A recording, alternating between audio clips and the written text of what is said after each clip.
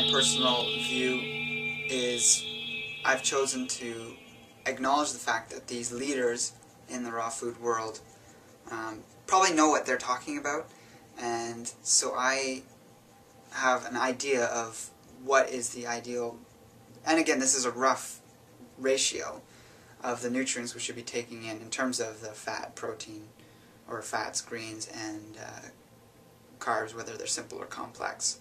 There's sort of a ratio there that's a rough estimate as to where we should be at in terms of our diet without going to the extremes that I have just finished talking about.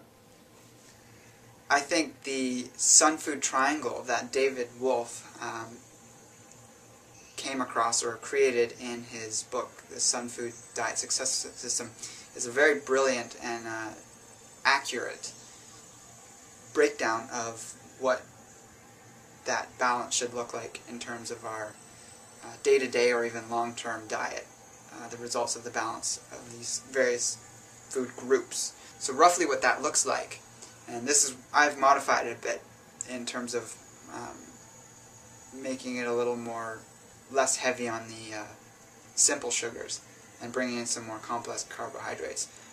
But roughly it's 30% sugar-based or carbohydrate-based foods, 33% green foods, and 33% foods containing the majority of fat. So this is what it looks like in terms of a diagram if you were wanting to think of it that way. And as you can see, there's greens in this corner. In this corner, there's the sweet fruits. And in this corner, there's 33% fats. Now, like I said, I would recommend modifying some of those categories slightly. The Living Food Summit, which occurs once a year, and it's a congregation of the world's leading raw food teachers, and again these are the people I talked about having vibrant health after the long-term consumption of their specific type of diet. So this congregation or a group of them come together and they are working on creating a ideal framework that they can all agree upon. So this includes mostly people who are researching, doing a lot of research or the science-based work in the raw food movement, and also the people that have clinics and are doing double-blind studies.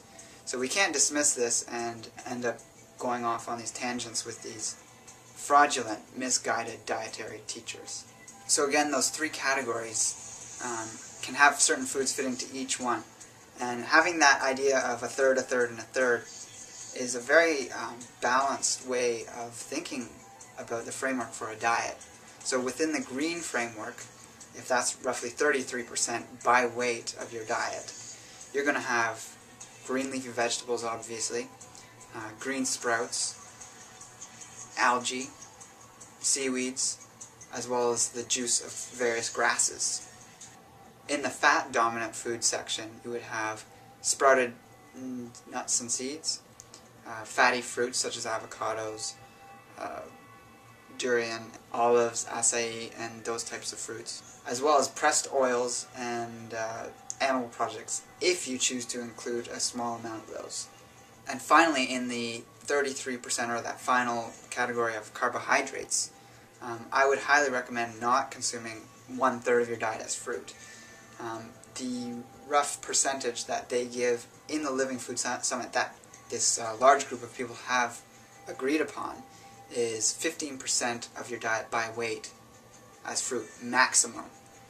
And this is simply because a high sugar diet of simple sugars is going to, in the long run, lead to cancers, blood sugar imbalances, diabetes, and various other disorders. If half of that third is sweet fruits, which turns out to be 2 to 3 pieces of fruit a day, roughly, depending on what type of fruit it is, then you also want to be getting some of your other complex, or some of your other carbohydrates from a complex source, which could be sprouted beans, sprouted grains, sprouted legumes like lentils, the smaller beans, root vegetables, as well as low glycemic sweeteners like yacon and xylitol.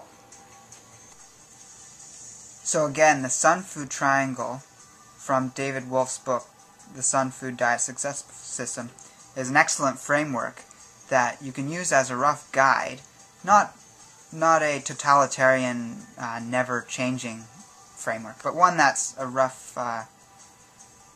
middle ground, you could say, for creating a lifestyle with your diet that is balanced in the long run and not going to lead to deficiencies or excess.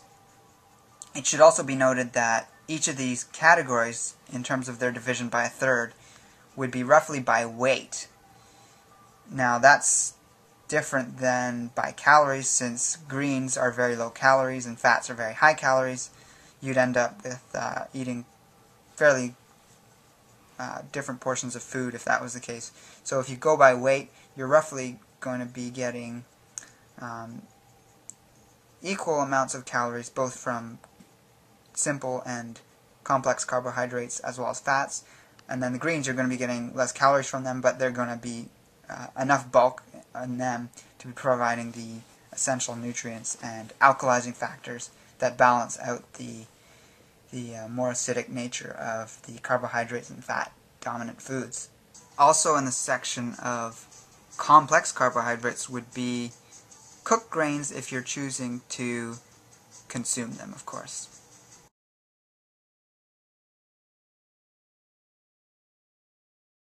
So protein doesn't specifically have any one category this goes in. On a raw food, or primarily raw food lifestyle, you're going to be getting much more than adequate amounts of amino acids in every food group.